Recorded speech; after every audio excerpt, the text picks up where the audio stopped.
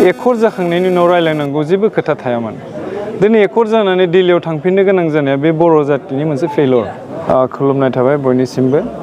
दिनै जोङो इउनाइटेड बड' पिपल फेडारेशना दाफुंनाया 6 मान्थ जाबाय आरो बे 6 मान्थनि गेजेराव जों मा खामानि मावबोफों बेफोरखौ जों जयै सावरायनो आसामनि खना खनला जेसेबां जों बर' थागिबि मानसिफोर बिसोर फैदों बिथांमोना सासेबाबो नुजाथि फैदों। जों जोबोद गोजोननाय मोनदों।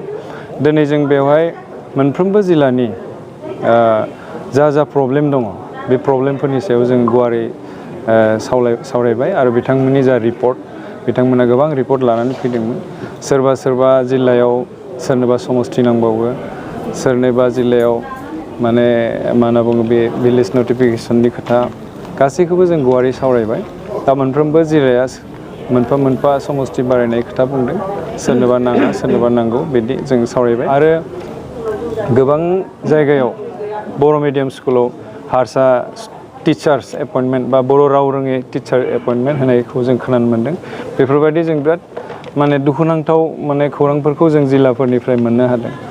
दस्रा आरो चराइदेव, डिब्रुगड़, तिनसुकिया बेफोर जिल्लायाव बिथांमोना बर' राव सोलोंनायनि थाखाय जोंनाव बर' शिक्षा केन्द्र, बर' सोलोंनाय राव सोलोंनाय स्कुल बिथांमोना बिदों, दुखु फोरमायदों बिथांमोना।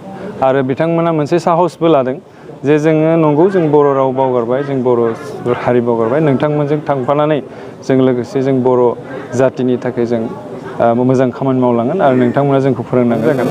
आरो जों बेखौ हास्थायो मानो होनबा दानि इन्टारिम बडिया खुनु खामानिनि नङा बेखौ जास्ट गभर्नमेन्टआ इनफ्रास्ट्राक्चार डेभेलपमेन्ट बे भिलेज नटिफिकेसन कनस्टिटिउसन बेफोरनि थाखाय बिथांमोना दाना होदोंमोन। बेथ' 6 मान्थनिबो बारा जालांबाय, 3 इयार्स जालांबाय। बे जुदि थाबैनो जुदि इलेक्सन जायोबा जों इउबिपिएफनि जानानैथ' जोंथ' पलिटिकेल जोङो आफाद नङा, गतिके जोङो सोरजोंबा रायज्लायजबनानै जोङो बे हाबाफारियाव आवगायलांगोन आरो। दानि BKWS बुंनो सानो बे बाजेटनि खोथाखौथ' बयबो मिथिजोब्बाय जे 13.5 लाख 50 लाख बे बाजेटआ BKWSनि थाखाय बारा बाजेट नङा बेयो।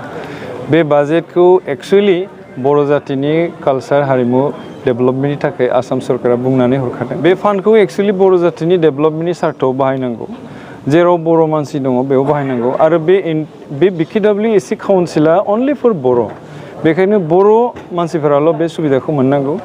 जाहाथे PWD रास्ताफोरखौ बानायलाबायनानै जोंनि बर' जातिनि थाखा फैसाफोरखौ फोजोबनाङा, PWDनि सार्किट हाउस बानायनानै जोंनि थाखा फैसाखौ फोजोबनाङा।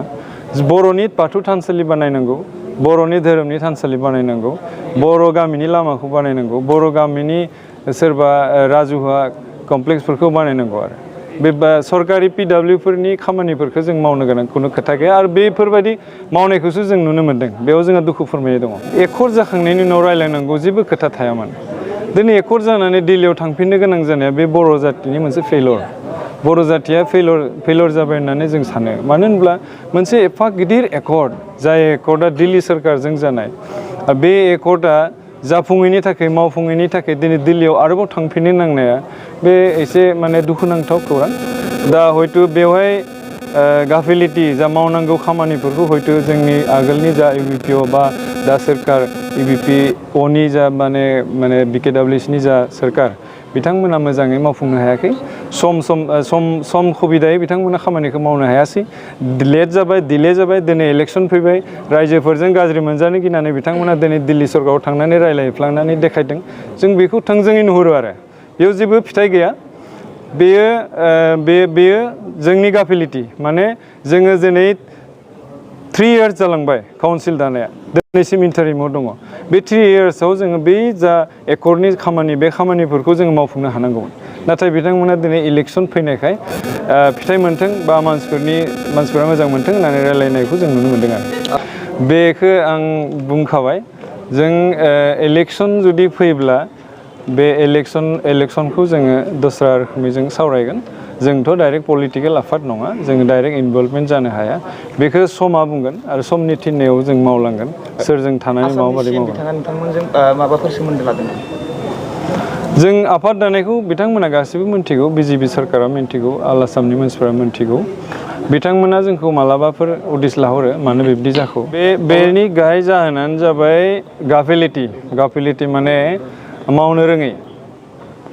मावनो रोङैखाय बिथांमोना 13 कोटी 50 लाखनिख्रुइ बांसिन थाखा मोननो हायाखै अथबा बिथांमोना आसाम सोरखारजों मोजाङै जिरायनानै रायज्लायनो रोङाखै नङाब्ला आसाम सोरखारा बिथांमोनखौ मोजाङै गनायाखै बेफोरबायदि फिथाइनि थाखाय BKWC खौ आसाम सोरखारा मोजाङै गनायाखै बेनि थाखाय 13 करोड़ 50 लाखजोंनो थगायजाबाय थादों बिथांमोना डिमान्ड होनांगौमोन बिथांमोना बुंनांगौमोन दा बे 13.5 लाख जितु बाथ्रा 13.5 करोड़ जितु बाथ्रा बे बाथ्रायानो जाबाय बे इन्टारिम काउन्सिल बिथांमोना आसाम सोरखारा बुंखादों इन्टारिम काउन्सिलाव जोङो बाजेट बिदि बाराया जुदि इलेक्शन जायोब्ला इलेक्शन जानानै फुल फ्लेजेड जायोबा 100 कोटी 200 कोटी जि फैयो बेखौनो मोनगोन होनना बिथांमोना फोरमायदों बेबायदि आरो A very good message to all that at Udalguri town a course on hotel and hospitality management in the name of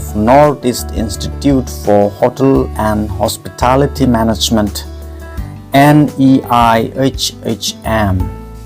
affiliated under Simanta Sankardev University is introducing 1-year certificate course and 2-year diploma course in hotel and hospitality management. So hurry up for admission for the year 2024-25 which is going on, and for further queries can contact 99572 93454 and 739955 9426.